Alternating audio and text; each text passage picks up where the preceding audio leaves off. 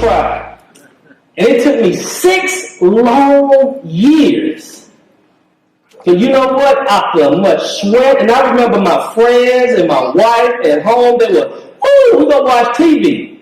I had to go in the basement and work on my dissertation. And I remember people talking about me, "Man, let's go somewhere." No, I can't. I have to work on my dissertation. But do you know what?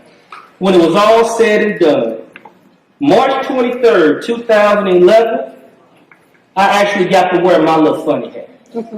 I stood before a committee, and I did my final defense from a guy that took 7 years to finish college.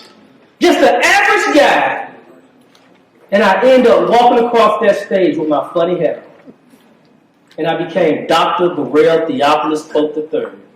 And I remember calling my father that night because he's up in St. Louis. I said, "Dad, guess what? I'm changing my name. Because I'm a third." You know, he's like, "Boy, what you talking about? You know, how you going to change your name?" You know. I said, "Dad, I'm changing it. I'm 30-some years old. It's time for me to change my name. I'm tired of being Theophilus Pope." He said, "What?" And I said, "You know what? I'm changing it to Dr. Theophilus Pope." And he almost fell out on the telephone. I could hear it. And he was like, "Son, I am so doggone proud of you."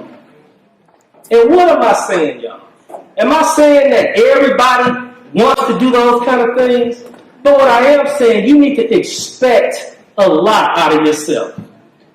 Because see, the 4 things that I talked about tonight, I talked about being strong. And if you take that S in strong, I talked about knowing your weakness. If you take that W in weakness, if you take that A in attitude, and that G in going for your goals, what does that spell?